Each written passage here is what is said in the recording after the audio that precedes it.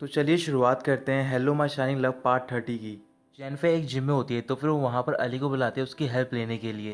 अली चैनफे के सेटअप्स में हेल्प कर रहा होता है तो फिर चैनफे पूछ रही होती है कि तुम इतने नर्वस क्यों हो। अली मुस्कुराने लग जाता है और बोल रहा होता है कि आज मैं हम दोनों की डेट के बारे में बहुत ज़्यादा एक्साइटेड हूँ। चैनफे मना करती है और बोल रही होती है कि ये कोई डेट नहीं है बल्कि मैंने तुम्हें बुलाया ताकि तुम मेरी हेल्प करो एक्सरसाइज करने में। इसके बाद चैनफे सेटअप करना स्टार्ट कर देती है तो फिर धीरे धीरे अली उसके और करीब जाता है और वो उसे किस कर लेता है। चैनफे गुस्से में उसे धक्का देती है और वहां से जा रही होती है तो फिर अली उसे रोक रहा होता है और उससे माफी मांग रहा होता है। चैनफे उसका पीछा कर रही होती है फिर वो आगे जाकर उसे पकड़ लेती है और वो उसे किस कर लेती है। अली बहुत ज्यादा खुश हो रहा होता है और वो चैनफे से बोल रहा होता है क्या हम दोनों रिलेशनशिप में हैं, तुमने अभी भी मुझे किस किया है। फिर चैनफे मना कर देती है और वो बोल रही होती है कि मैंने किस सिर्फ तुम्हें इस वजह से किया है ताकि मैं तुमसे बदला ले सकूं। ये कहकर वो वहां से चली जाती है। रात को जिमो अली से एक रेस्टोरेंट में मिल रहा होता है और उसे शूशाओ के बारे में सारी बात बता रहा होता है। तभी जिमो के पास रियोन का मैसेज आता है और वो पूछ रही होती है कि तुम घर पे कब आओगे। जिमो रिप्लाई कर देता है और उसमें लिखा होता है कि आज मैं घर नहीं आ पाऊंगा। अली जिमो को समझा रहा होता है और बोल रहा होता है कि तुम्हें रियोन को सारी बात बता देनी चाहिए। जिमो मना कर रहा होता है और वो अली से बोल रहा होता है कि अगर मैं रियोन को सारी बात बता दी तो फिर वो मेरा यकीन नहीं करेगी क्योंकि वो बहुत ही ज्यादा सेंसिटिव है। फिर रियोन चैनफे से बात कर रही होती है और उसे जिमो के बारे में सारी बात बता रही होती है। चैनफे बात सुनने के बाद रियोन से बोल रही होती है मुझे पता है कि वो कंपनी का बॉस है लेकिन उसे सारी रात काम करने की कोई जरूरत नहीं है। और सबसे इम्पोर्टेंट पॉइंट ये है कि जब भी वो घर आता है वो तुमसे हमेशा माफी मांगता है। इसका मतलब वो तुम्हारे लिए गिल्ट फील कर रहा है किसी वजह से। रियोन बोल रही होती है कि अब मैं क्या करूं, क्या मैं उससे डायरेक्टली पूछ लूं। चैनफे मना कर देती है और वो कह रही होती है कि अगर तुम डायरेक्टली पूछोगी क्या तुम्हें लगता है कि जिमो तुम्हें डायरेक्टली जवाब दे देगा।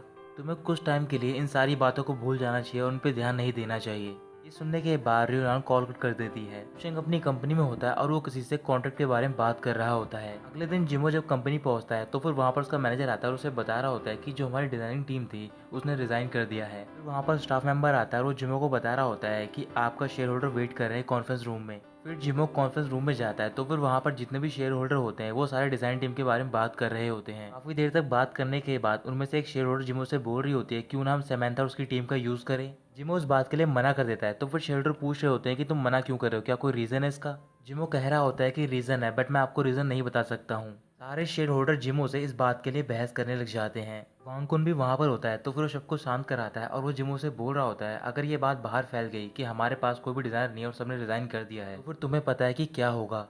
तुमने ही सारे शेयर होल्डर से प्रॉमिस किया था कि तुम 3 महीने के अंदर सेल को इंक्रीज कर दोगे विद 30% से। अगर ऐसा नहीं कर पाए तो फिर तुम्हें रिजाइन करना होगा और मुझे यही लग रहा है हालत देखकर कि तुम्हें रिजाइन ही करना होगा।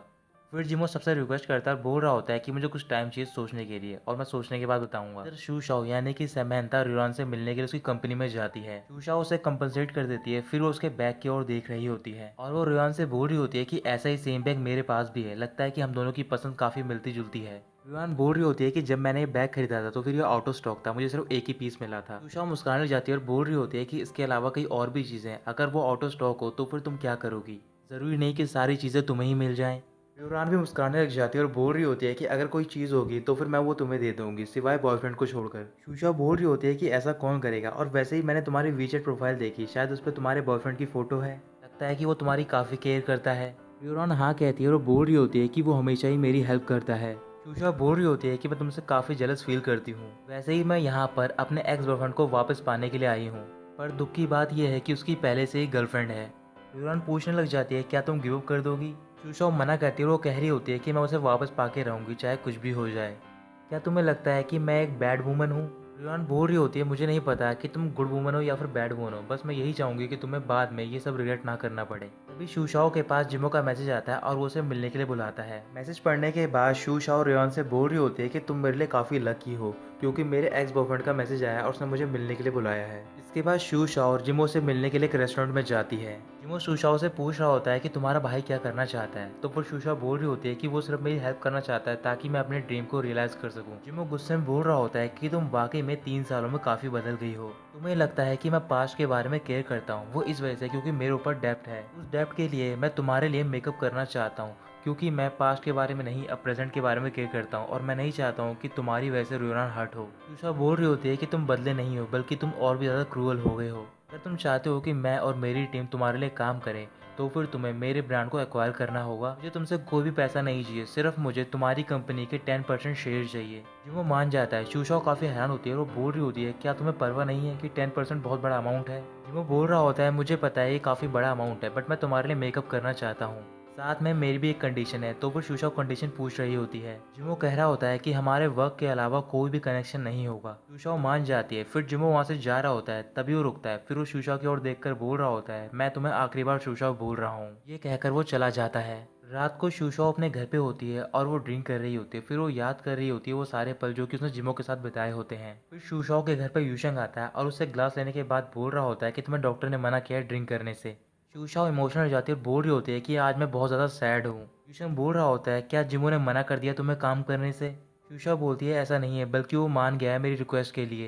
यूशंग बोल रहा होता है कि तुम्हें तो खुश होना चाहिए। तो फिर रियान मना कर देती है और वो कह रही होती है कि अगर जिमो ने मेरी रिक्वेस्ट मान ली है तो फिर इसका मतलब ये है कि वो मुझसे मूव ऑन कर चुका है। अगले दिन रियोन सिडा के साथ शूट पर होती है और उनका शूटिंग का लास्ट डे होता है। शूटिंग खत्म होने के बाद डायरेक्टर सिडा के पास जाते हैं और वो उसकी बहुत ज़्यादा तारीफ कर रहे होते हैं। कुछ देर बात करने के बाद क्वांशा सिडा को अपने साथ लेकर जा रही होती है। वहीं पास में सॉन्ग जो भी बैठा होता है। उन दोनों को देखने के बाद सॉन्ग जो काफ़ी उदास हो जाता है। तभी वहाँ पर तोंग तोंग आती है और वो सॉन्ग जो से बोल रही होती है कि तुम्हें अगले ड्रामा की शूटिंग के लिए जाना है। सॉन्ग जो गुस्से में बोल रहा होता है कि मुझे रेस्ट करने का टाइम नहीं मिल रहा है और तुम ये सब पैसों के लिए कर रही हो। शायद तुमने उस ड्रामा की स्क्रिप्ट भी नहीं पढ़ी, वो स्क्रिप्ट इतनी बुरी है कि मैं उसमें रोल भी नहीं करना चाहता हूँ। तोंग तोंग बोल रही होती है, क्या तुम रियोन की टीम ज्वाइन करना चाहते हो। सॉन्ग जो बोल रहा होता है कि रियोन कैसी भी थी बट वो अपने काम में प्रोफेशनल थी। वो तुम्हारी तरह पैसों में फोकस नहीं करती थी, बल्कि फेम और रेपुटेशन में फोकस करती थी। तोंग तोंग सॉन्ग जो से बोल रही होती है कि तुम्हारे पास सिर्फ दो ही चॉइसेस हैं, या तो तुम मेरे साथ रहो और दूसरी चॉइस ये है कि तुम इंडस्ट्री क्विट कर दो और तुम्हें बहुत बड़ी पेनल्टी पे करनी पड़ेगी।